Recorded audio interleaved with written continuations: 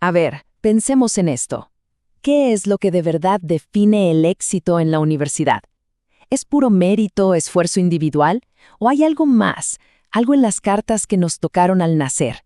Hoy vamos a desglosar un estudio fundamental que busca responder justo a esa pregunta y nos revela qué factores están realmente detrás de las calificaciones.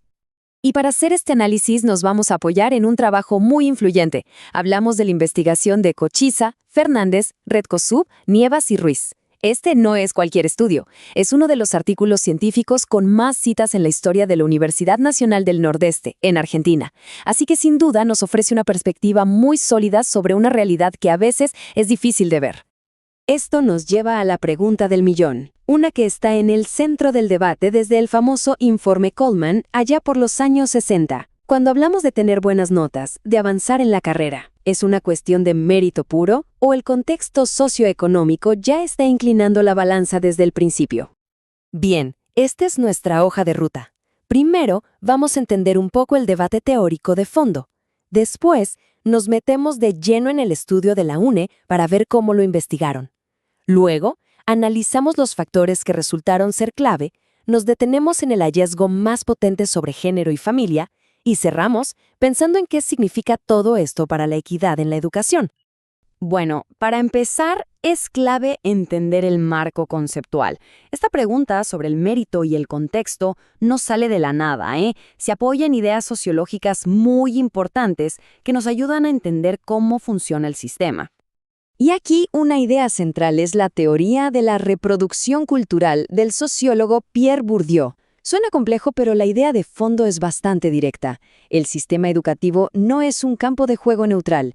Tiende a valorar un tipo específico de lo que él llamó capital cultural, ciertas formas de hablar, conocimientos, incluso gustos, que por lo general se adquieren en familias de un estatus socioeconómico más alto. Y al hacer eso, sin quererlo, termina perpetuando la desigualdad social de una generación a otra. Perfecto. Con esa teoría como telón de fondo, veamos ahora cómo el estudio de la UNE pone a prueba estas ideas en un caso muy concreto, una universidad pública en Argentina. El objetivo de los investigadores era súper claro. Querían ver si existía una relación y de qué tipo entre las características socioeconómicas de los estudiantes y su rendimiento en la facultad. Y lo interesante es que lo hacen en un entorno de universidad pública, no arancelada, donde uno podría pensar que las barreras económicas son, en teoría, menores. Entonces, ¿qué fue lo que encontraron? ¿Qué pistas nos dieron los datos sobre los factores que realmente pesan en el éxito de los estudiantes? Vamos a verlo. Empecemos por los factores personales, y acá los datos son fascinantes. Fíjense, ser mujer, estar en pareja o tener un poco más de edad, hasta los 28, se asocia con un mejor rendimiento. Pero atención a ese último punto. Tener hijos muestra una correlación negativa. Y es clave que recordemos este dato, porque va a volver a aparecer y con mucha fuerza. La situación laboral, como era de esperarse, también es un factor decisivo. Los datos acá no dejan lugar a la duda. Los estudiantes que pueden dedicarse full time a la carrera tienen un rendimiento notablemente superior. Estar trabajando, o incluso estar buscando trabajo, tiene un impacto directo en las notas. Aquí, el tiempo es, literalmente, un recurso académico.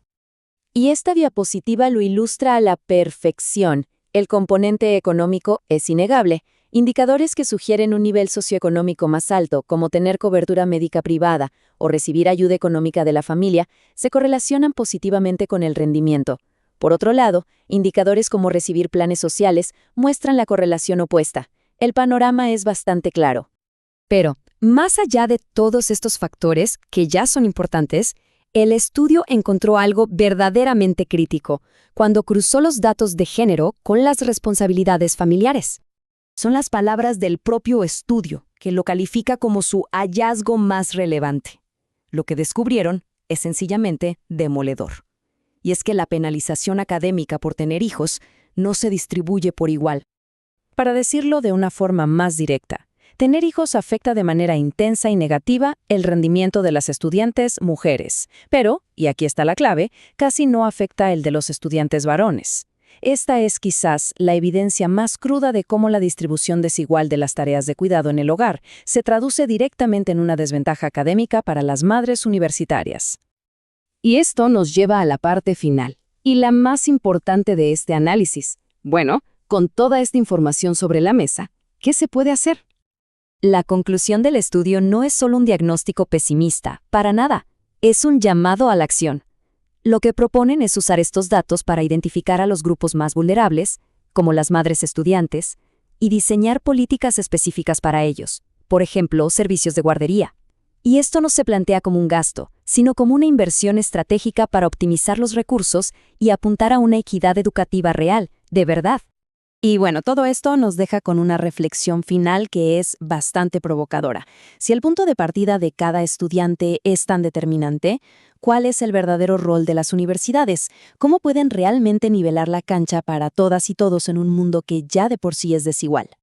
Para quienes se hayan quedado con ganas de profundizar en la metodología, en los datos, en todo el análisis, el trabajo de investigación completo está disponible en este enlace.